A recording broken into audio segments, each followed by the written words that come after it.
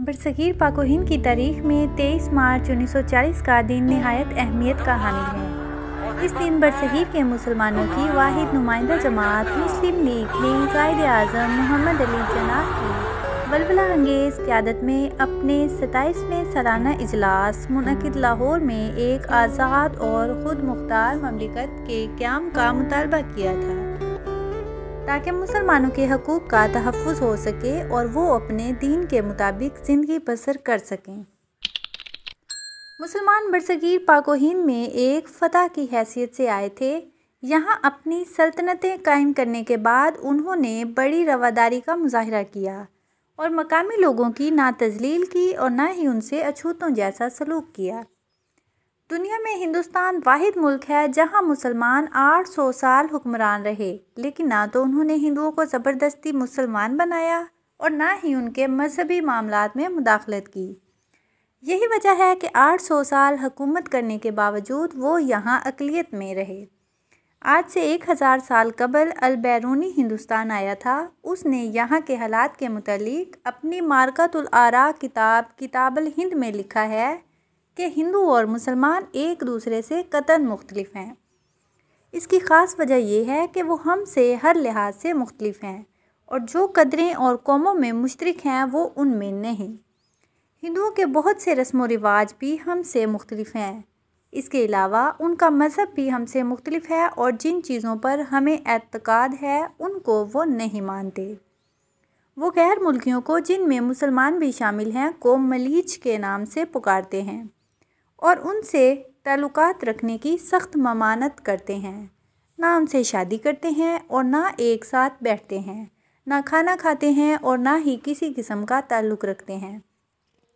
قرارداد لاہور سے بیشتر قائد اعظم نے 9 مارچ 1940 کو مشہور انگریزی 7 روزہ ٹائم اینڈ ٹائڈ میں واضح طور پر ہندوستان کے سیاسی مستقبل کے بارے میں لکھا تھا کہ ہندوستان کا سیاسی مستقبل کیا ہے۔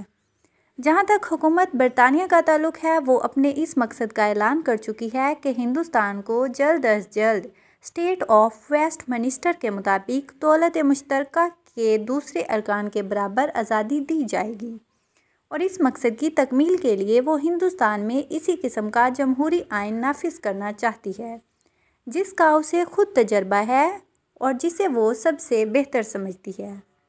اس طرز کے آئین کا بنیادی اصول یہ ہے کہ جو سیاسی جماعت انتخابات میں کامیاب ہو اس کے ہاتھ میں عنان حکومت ہو۔ یہ ارادہ بظاہر صحیح اور غیر معمولی حالات کو دیکھتے ہوئے نہایت غیر مناسب ہے۔ بات یہ ہے کہ ہندوستان میں حکومت کے اتنے طویل تجربے کے باوجود برطانیہ اس ملک کے حالات سے اچھی طرح واقف نہیں، حتیٰ کہ پارلیمنٹ کے اکثر ممبر بھی اس معاملے میں بالکل بے خبر ہیں۔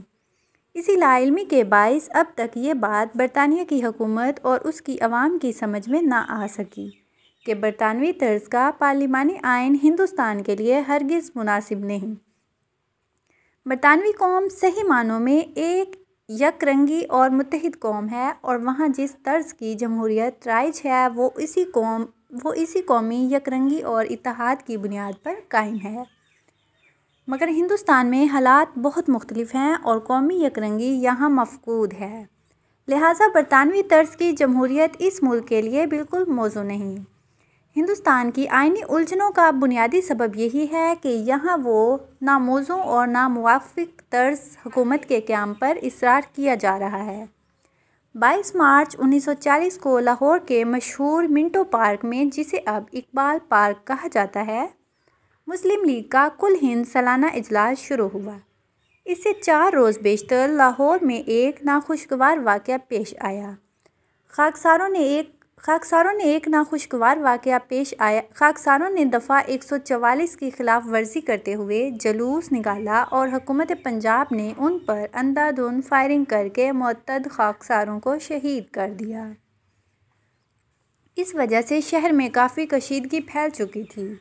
بعض لوگوں نے قائد اعظم کو جلسہ ملتوی کرنے کا مشورہ دیا، لیکن قائد اعظم نے ان کی رائے سے اتفاق نہیں کیا اور جلسہ مقررہ تاریخ پر منعقد کرنے کا فیصلہ کیا۔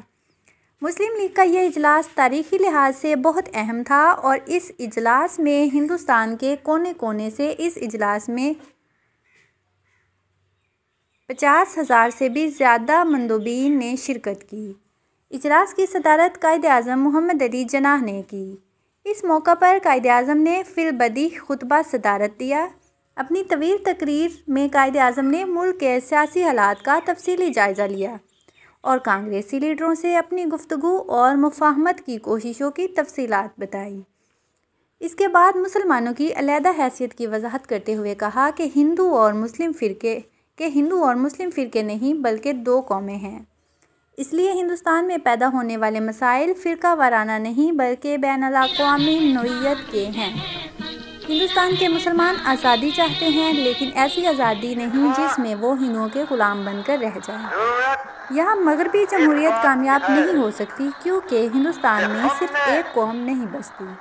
چونکہ یہاں ہندو اکثریت میں ہیں، اس لیے کسی بھی نوعیت کے آئینی تحفظ سے مسلمانوں کے مفادات کی حفاظت نہیں ہو سکتی۔ ان مفادات کا تحفظ صرف اس طرح ہو سکتا ہے کہ ہندوستان کو ہندو اور مسلم انڈیا میں تقسیم کر دیا جائے۔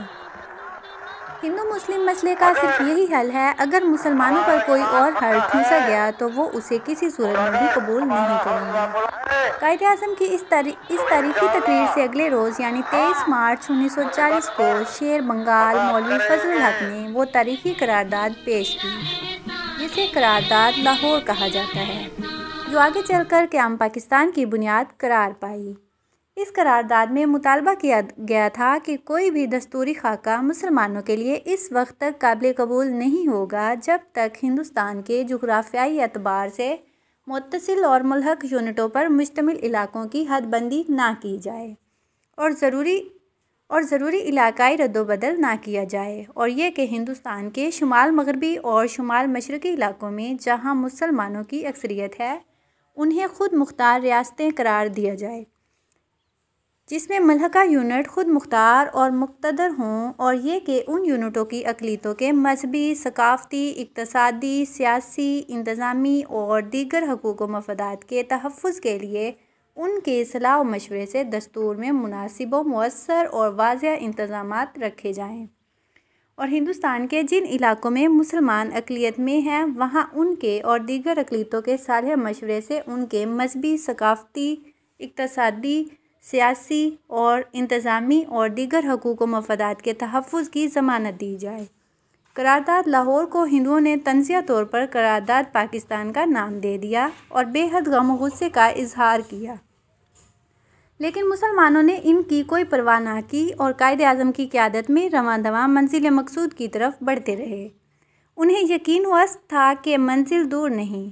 بالآخر قائد اعظم محمد علی جناح کی کوششوں کے نتیجے میں 14 اگست 1947 کو دنیا کی سب سے بڑی اسلامی مملکت پاکستان کا قیام عمل میں آیا۔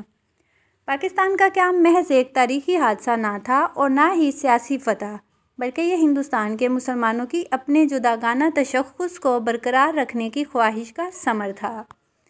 درحقیقت قائد اعظم کی قیادت میں برصغیر کے مسلمانوں نے پاکستان بنا کر اپنی تہذیب، مذہبی اقدار اور ثقافت کو بچا لیا، ورنہ متحدہ ہندوستان میں مسلمانوں کا وہی حشر ہوتا جو اسپین میں مسلمانوں کا ہوا۔